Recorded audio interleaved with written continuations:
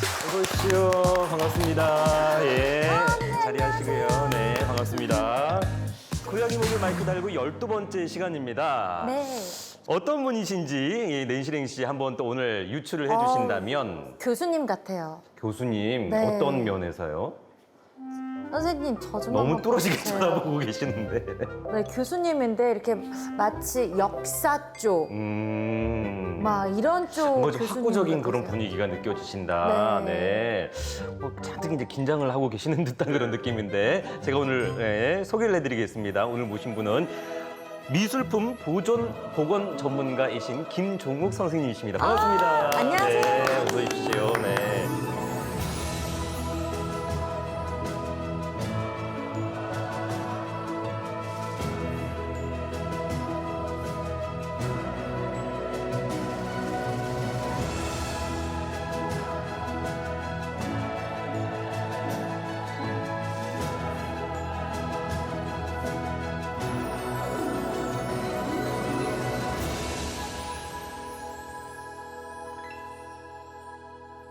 사실 이게 흔치 않은 직업이잖아요. 네. 보건 전문가 어떤 일을 하시는지 좀 쉽게 설명을 먼저 해주실 수 있을까요? 사람들이 그 아프면 병원에 가서 그 진찰을 받고 치료를 받듯이 네. 그 그림도 시간이 오래되면 이제 부서지고 그러거든요.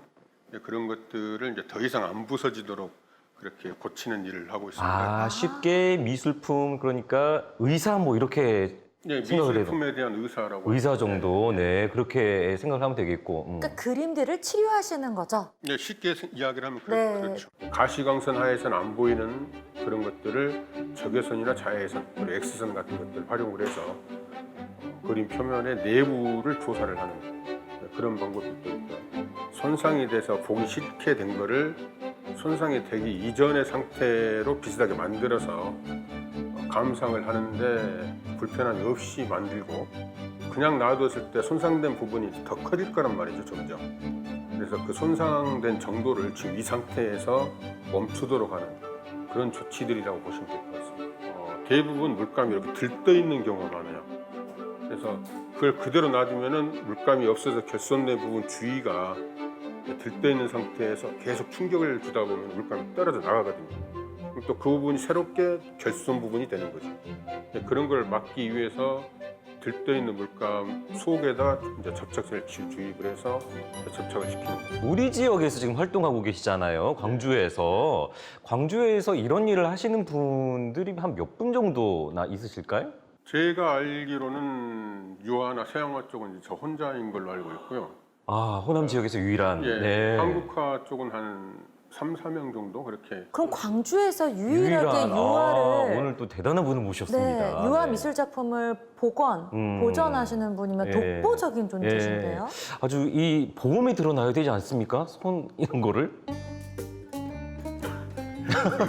너무 어이가 없는 질문을 해서 죄송합니다. 네. 그런데 선생님은 아무래도 그림에 조예가 깊다 보면 작품 복원할 때 도움이 될 것 같아요. 그래서 혹시 그림을 전공하셨나요? 당연히. 네, 저는 이제 서양화 전공을 했습니다. 아. 네. 선배님.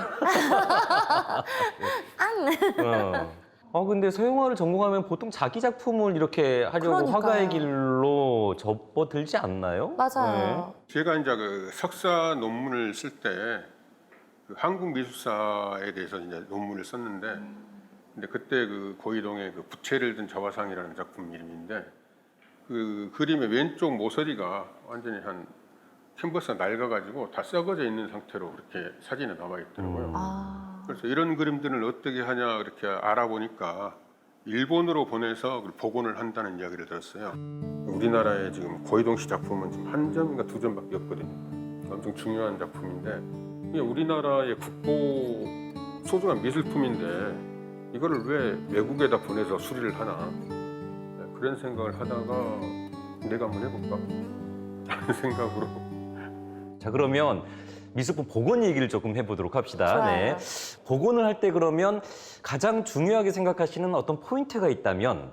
저 같은 경우는 최소한의 처치를 통해서 작품을 보존을 하는데 조금 더 신경을 쓴다는 쪽으로 이야기를 할 수가 있을 것 같습니다. 최소한이라는 단어가 좀 중요할 예. 것 같아요. 예. 네. 근데 복원을 하다 보면 아무래도 열을 가하게 되고 압력을 가하게 되고 네. 또 물을 사용을 하기도 하고요. 그런 것들이 어떻게 보면 미술품을 손상시키는 주된 원흉들이거든요. 너무 그 복원하는 사람이 또 욕심을 많이 부리다 보면 그럴 수 있을 것 같은데요. 맞아요. 다칠 수도 있기 때문에 네. 그렇게 과하게 손상이 되면 만약에 작품을 망쳐버리면 그러면 그 아주 고가의 작품을 망쳐버리면 물어내야 되는 건지 아니면 어떻게 해야 되나 이거를? 뭐죠? 그 냉정과 열정 사이에 네. 그래 거기서도 그랬듯이 그 그림을 손상시킨 사람이 이탈리아에서는 체포돼가지고 구속되지 않습니다. 아. 근데 한국에서는 아직 그런 법적인 제도는 없지만은 그러지 않도록 최대한의 복원하는 사람이 최대한의 노력을 기울여야겠죠. 그러면 복원을 정말 다양하게 많이 하셨을 텐데 가장 오래 걸린 시간은 한 어느 정도나 걸렸을까요? 최근에 2011년도에 동경대학의 그 야스다 강당이라고 하는 곳을 내진 시설을 다시 하자는 그런 프로젝트가 있어서 그러면 그런 김에 그 강당에 있는 유화 작품도 복원을 하자. 가로 12m, 세로 6m 정도 되는 건데 한 2년 정도.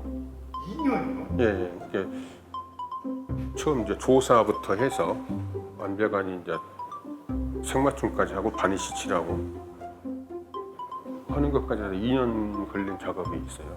근데 전 또 궁금한 게 선생님, 복원 작업하신 작품들 중에서 가장 유명한 작품, 가장 고가의 작품은 그런 게 얼마였으며 궁금하죠. 네. 유명한 작품 따로 있고 고가의 작품이 따로 있잖아요. 물론 비슷하긴 하지만. 글쎄요, 이제 가격을 모르니까 고가의 작품은 뭐였는지 이제 기억은 잘 모르겠는데 유명한 작품은 어떤 걸 다루셨어요? 유명하기도 하고 이제 제가 복원을 하면서 좀 뜻깊게 느꼈던 거는 아마 많은 여러분들 아실 거예요. 해질녘이라는 작품이 있습니다. 네. 여인 두 명이 그 강변에서 목욕을 하고 나온 그런 모습인데 그 당시에는 그게 전시를 할 때 기사를 싣는데 누드하기 때문에 신문에 그림이 실리질 못했어요.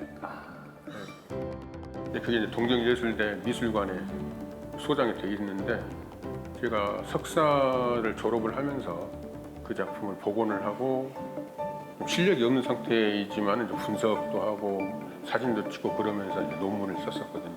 그러면 일본은 세계적으로 미술품 복원에 있어서 상당한 기술을 예전부터 이제 보유를 했을 것이라고 생각이 들고 네. 그런저런 이유로 일본행 유학을 택하셨어요. 일본에서 이제 복원을 배우는 게 재료나 기법에서도 유사한 한국 유화를 복원을 하는 데 도움이 되겠다 싶어서 이렇게 일본을 선택을 하게 됐습니다. 선생님 유학 시절에 예. 미술품 복원 공부뿐만 아니라 회 뜨는 실력까지도 굉장히 뭘 떠요? 회 뜨는 거예요. 생선 회. 생선 회를 네. 생선 회 뜨는 실력까지도 터득하셨다고 하는데 이게 무슨 얘기인가요? 유학을 하면서 그렇게 돈이 많이 없었기 때문에 네, 당연히 그렇겠죠. 유학생들. 예. 그 당시에 이제 주방에서 아르바이트를 했었어요. 이자카에서 이라스에마세를 얼마나 많이 하셨겠습니까? 아니요, 저는 일하시면서는 안 했어요. 주방에 있었어요. 이렇게 한 7, 8개 파트가 있어요. 제일 처음에 들어가면 설거지부터 하죠. 그래서 한 단계 시간이 지나면은 이제 아게바라고 해서 튀김하는 그쪽을 배우고 그렇게 점점 시간이 지나면 올라가는데 이제 오래 하다 보니까 거기에서는 이제 제일 오래 하는 고참들을 이제 그 생선 회 뜨는 그거를 하게 하는데 이제 그것까지 이제 해봤죠.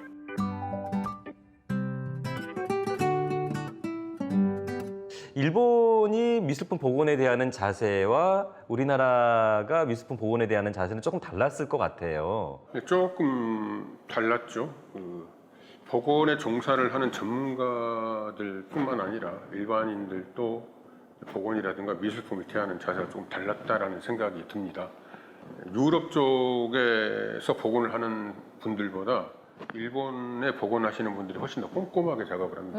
그리고 그림을 조금 더 생각을 하고 그리고 일반인들도 이제 그림을 복원을 맡길 때 그림의 가치보다는 자기가 소중한 작품들을 그렇게 복원을 맡기는 그런 일들이 많이 있었어요. 선생님 저도 제 분신과도 같은 코코 샤넬을 복원을 시키고 싶어요.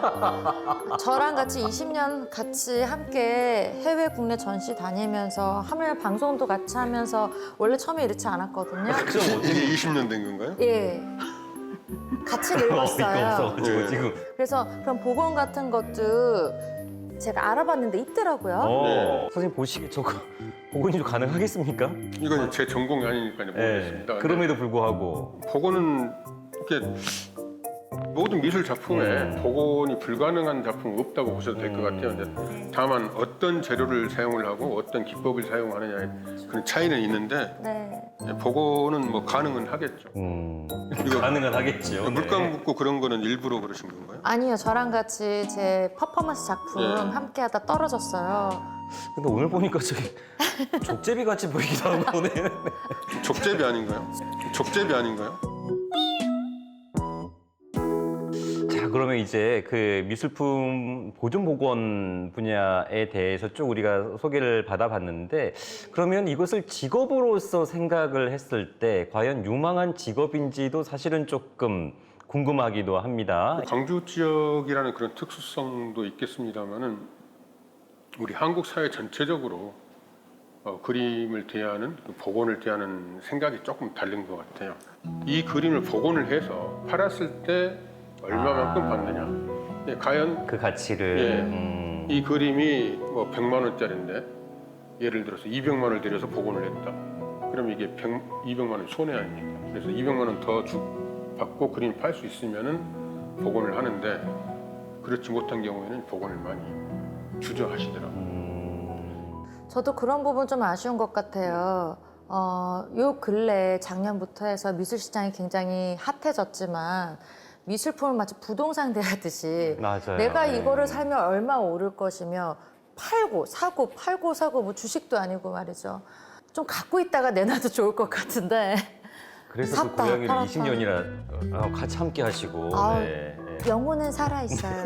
네, 몸은 인형이지만 자, 그나저나 이렇게 그러다 보니까 아직까지는 그런 인식 체계가 전환되려면 사실 많은 시간이 필요하고 그러다 보니까 이 복원 전문가의 길을 가고자 하는 사람도 많지 않을 것 같습니다. 네, 지금 전남대학교에서 이제 회화 복원이라는 과목을 맡아서 그렇게 강의를 하고 있는데 아, 관심이 있는 학생들은 매년 그렇게 있습니다. 어. 근데 복원을 배우겠다는 학생들이 나오는 건 즐겁고 얼마든지 도움을 주고 조언을 해주고 그럴 수가 있는데 아직 한국의 상황이 그렇게 좋게 보이지가 않기 때문에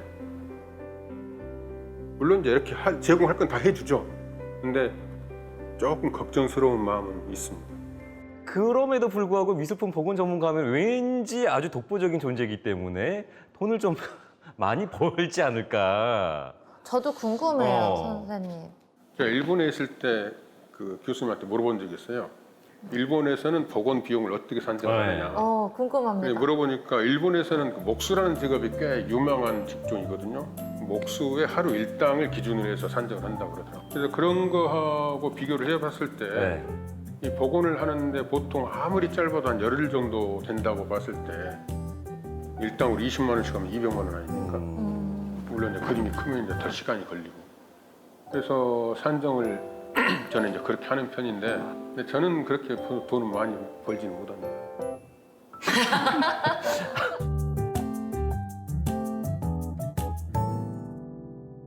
선생님 그렇게 미술품 복원 작업을 맡으셨을 때 결국은 떠나 보내야 되잖아요. 네.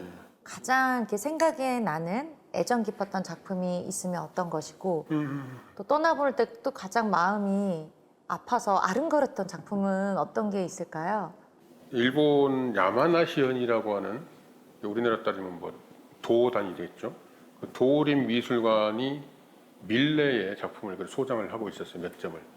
그래서 그 중에 이제 한 작품을 이제 저희 연구실에서 받아서 와, 뭐 지금의 제 연구실이 아니라 일본의 연구실에서 받아서 복원을 했는데 세계적인 작품이잖아요. 예. 밀레 작품은. 그 밀레의 그 씨 뿌리는 남자라는 작품이 있어요. 네. 기억하실지 모르겠는데 네네. 근데 이제 그림이 한 꽤 큰 작품이었어요. 한 60호 정도 되는 작품이었는데 그거를 한 3개월 정도 걸려서 작업을 했던 것 같습니다. 그림이 이제 들어올 때 이렇게 두꺼운 나무 케이스에 담아서 그림이 오거든요. 처음에 이제 그림을 뜯을 케이스를 열어가지고 그림을 볼 때 설레었을 것 같아요. 예, 설레임. 두근두근두근. 이렇게 해서 처음 봤을 때 설레임을 안고 이제 작업을 하죠. 그래서 복원을 다 마치고 이제 또 보낼 때 그림을 곱게 포장을 얇은 그 종이로 그림 캔버스를 쌓아서 네. 케이스에 집어넣어요. 그러면 이게 케이스 뚜껑을 닫고 볼트를 이렇게 조인단 말이에요. 그렇죠. 네. 그게 마치 그 관을 이렇게 네. 하는 그런 느낌도 들고 마지막 떠나보내는. 이게 이제 마지막이다라는 그런 생각도 들기도 하고 그러면서 그때도 조금 뭐랄까 좀 슬픈 느낌이 좀 들었었는데 다 끝나고 이제 그걸 운송사 직원들이 들고 나가요. 그러면 이제 진짜 조금 울컥해지죠. 그럴 것 이제 같아요. 물론 이제 전시장에 가서 보면은 또 반갑지만은 그렇죠. 3개월 동안 계속 손을 대고 만지고 했던 그런 작품들이 떠나니까 그러면은 진짜 그 아직 딸 결혼 안 시켜봤지만은 뭐 딸 시집 보내는 그런 느낌이라고 하더라고요. 이게 조금 쓸쓸해진다 할까 그런 느낌들이 항상 들죠.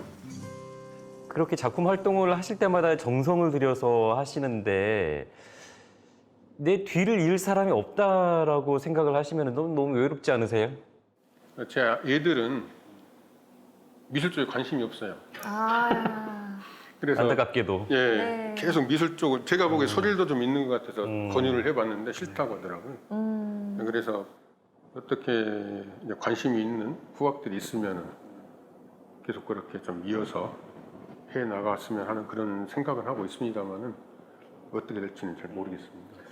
자, 이제 오늘 인터뷰를 거의 마무리를 해야 될 시간이 왔습니다. 앞으로 이 일과 관련해서 아니면 또 인생 쪽으로 봤을 때 꼭 하고 싶으신 목표나 뭐 꿈이나 이런 게 있다면 어떤 게 있으실까요? 뭐 그렇게 큰 목표나 꿈은 아닌데 제가 이렇게 광주 지역의 사당이라든가 사찰 같은 것들인데 그런 것들 이렇게 돌아다 보면은 유화 작품들이 꽤 많이 있어요. 그래서 그런 그림들을 어떻게 기회가 된다면은 전부 다 모아가지고 한번 수리를 하는 그런 기회가 있었으면 좋겠다라는 생각이 들고 뭐 어쨌든 뭐 여러 가지 이유 때문에 방치되어 있는 그런 가치가 있는 미술품들 그런 것들을 발굴을 해가지고 좀 수리할 수 있는 그런 기회가 있었으면 좋겠다라는 생각이 제일 큽니다. 지금. 그런 꿈들이 꼭 이루어져서 우리 지역의 미술계도 좀 풍성해지고 그리고 이 미술품 보존 복원 전문가의 뒤를 잇는 분도 나타나서 이런 작업들이 좀 잘 진행됐으면 좋겠습니다. 오늘 정말 전문적인 분야의 말씀 재밌게 잘 들었습니다. 고맙습니다. 네, 감사합니다, 선생님.